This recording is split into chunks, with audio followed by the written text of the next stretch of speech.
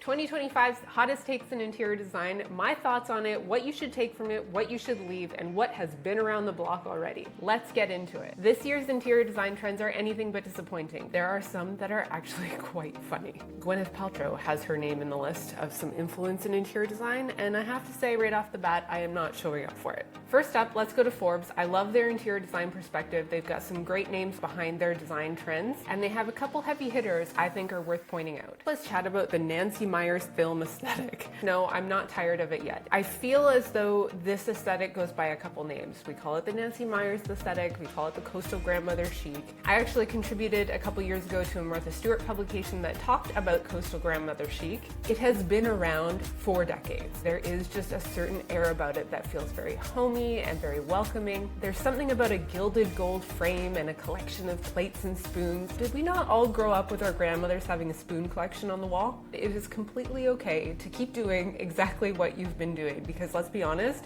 we all are here for it. Our boomer mothers raised us right, growing us up on Nancy Meyers movies, and we are now showing up as mothers ourselves, repeating these design trends in our own home. Forbes is complimenting lived-in luxury, telling us to move away from perfection and instead opt to create, as they call it, authentic yet elevated homes. This can look like a mix of vintage and modern furnishings. It can also look like a collection of aged materials. I love their influence on this, and it is repeated across the board this year. Can we take a moment for pattern drenching? I really like this aesthetic, and not because it's an old reliable that's been done before, but because you could dangerously live on the edge and do this really badly. Something's very exciting about design when you could really mess it up. I say go crazy. This color drenching theory, where we're painting all of our trim and our walls and our ceilings all the same color, to repeat this trend but in pattern, is very alluring. I don't see it being a long-lasting trend because it is something that you will tire of quite quickly. It kind of reminds me of the trends we grew up with, where you see a lot of wood paneling repeated all over our house. I remember when we renovated our cabin, actually, all of the brown paneling that came down, and now we're seeing wall panels go up everywhere. You can take this pattern two different ways. You can do it as they're suggesting here at Forbes, to do a really bold pattern.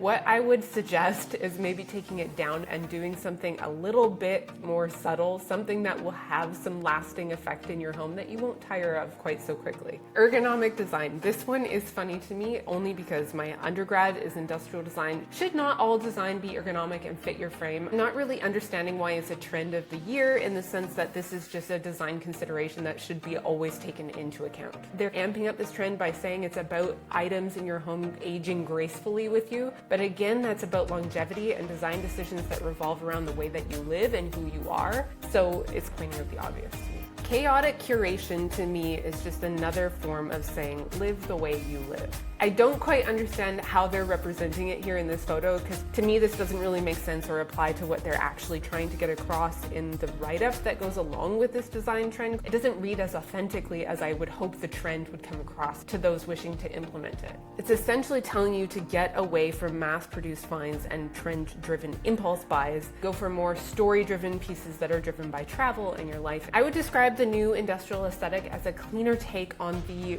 repeated design trends that we've seen for over a decade now. I worked at Restoration Hardware for a summer while I was in university, and this trend has been around that long. The industrial aesthetic is really about highlighting what other aesthetics are trying to hide, so exposed beams, concrete, any natural materials, bolts and beams, and all of those rustic scaffolding kind of material design choices in a space. The new industrial aesthetic I appreciate in the sense that it is toning down the exposed aspect of it and adding a more traditional flavor into the industrial look. How I would see this executed in a home would be something like a really tall ceiling with a polished concrete floor, but you're taking time to introduce a really traditional aspect that's more unexpected, something like a marble or unexpected warmth in a drench of color. So far to say, the new industrial aesthetic I am actually really appreciating. It is a fresh look on an old trend. Let's move over to Vogue. Vogue has some things to say that I think are worth chatting about. Verdigris. This is fantastic. Definitely having a moment. I love how it feels neutral yet colorful all at once.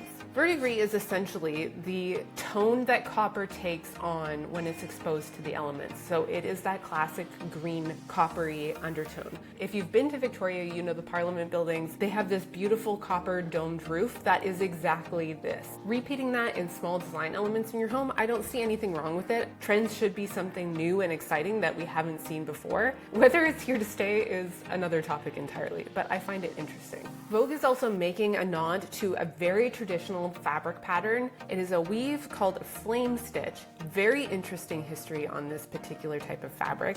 The flame stitch is a zigzag pattern that incorporates many tones of threads in one pattern. I love it when pieces of history emerge again, but not just from 20 years ago. This is a very traditional aspect of interior design. A woven texture that has an elaborate, rich history. Resurfacing, I love this. To say it is a new trend for 2025, I wouldn't necessarily agree with. There are a few textile brands that have been behind this look for a number of years now. Black Edition comes to mind. I'm going to share some images here. They have been doing a really beautiful modern take on a flame stitch, and they've mastered this idea of taking a very elaborate pattern and minimizing it down to something that actually works in our homes today. As far as flame stitch goes, I say go for it. It is a great look. Shambolism. Okay, Vogue. I think that embracing sensuous chaos is just a normal part of life. I don't know that we need to specifically embody it in a trend per se. I think, again, this is just about loose living and being yourself in your home.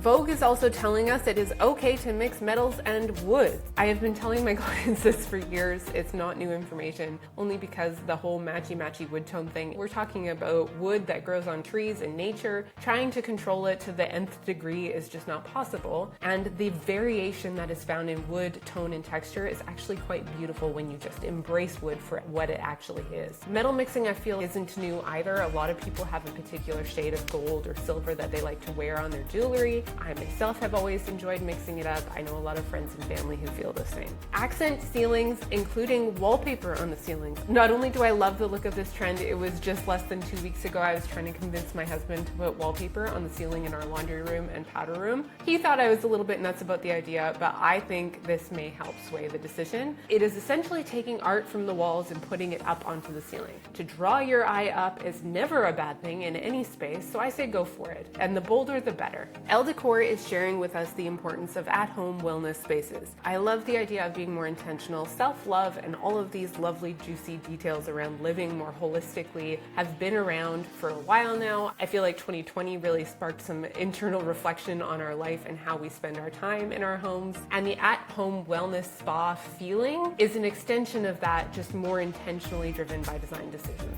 Forbes also had something to say about wellness in design. I feel like nobody realistically has a bathroom quite like this one, but there are certain design elements that you could repeat in a more traditional home or layout. Here they've taken a really minimal approach, a focus on lighting and not just direct lighting, indirect lighting, accent lighting, strip lighting behind surfaces. I love that layered look. I have a thing about free-floating tubs. I think that if you can walk around 3/4 of the tub, go for it. If you do not have the space to do that, don't do it. It's going to be a nightmare to clean. But here they've got the space for it. They've made it really easy to run a Swiffer behind there. That's where my brain goes right away as a designer. It's like, how is this going to actually function? I also really love the monochromatic flavor of these spaces. There is a tone on texture that is really neutral and absorbs your eye in a really beautiful way. Wellness in design for 2025, I think you can run with safely. Nods to nature, I find this is so funny. Nods to nature, because that's something new. Have a global pandemic and everybody in their right arm is testing out their green thumb. I don't think this is a new concept. I think it's funny that it's being embraced all over again every year, ongoing. We are humans. We enjoy having the outdoors in. I think green in your space is the perfect way to make that happen. I don't think it's a trend, and therefore do it, absolutely, because it's not going anywhere. If you're going to do it, actually put a real tree in your home. I can't even talk about it. Unless you are on the brink of not being able to keep yourself alive, sure, if that's the case, go for a faux olive tree in the corner. But realistically, there are so many plant species that you can keep alive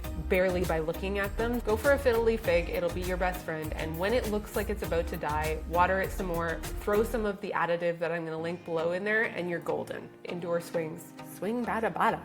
Do what you'd like. but the idea of a giant swing in my living room is not the most alluring thing to me. If you have space and a wraparound porch to put an outdoor swing that is large, the size of, say, a single mattress, that is a beautiful, practical consideration for this trend. If you need to remove furniture pieces from your home to be able to put in a massive swing in your living room, it just doesn't work. Gwyneth Paltrow has one. Beyonce sat in a Lee Broom one for a music video. Let's not relate our everyday life to a music video. Beyonce has sat in a lot of different types of chairs. Just because she did it doesn't mean that we need to do it in our homes. Point blank. I like that it's new. I like that it's something I haven't seen before, but don't fall for this one. Can you imagine just having dinner parties and trying to get more than one person on a swing? What does that do to the adjacent furniture? If you need to have a nap, just go to your bedroom and have a nap. I don't need one.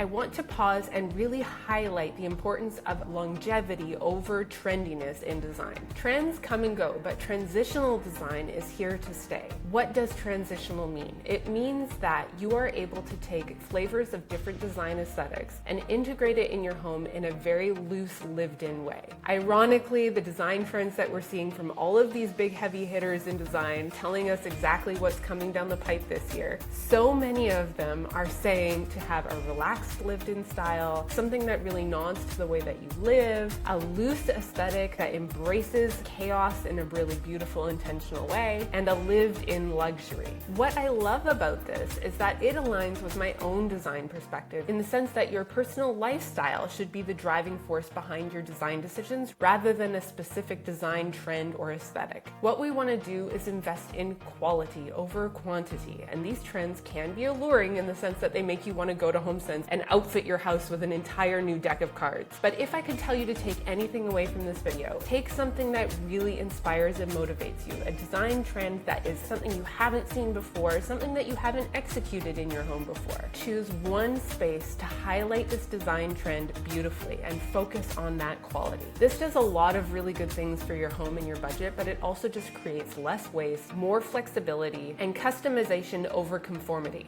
It also allows design to be really comfortable for you. An important aspect for your life and your kids and your family and the way that you actually live in your space, but also for durability and your emotional connection to your space, which is the pivotal thing driving all of my design decisions as a designer myself.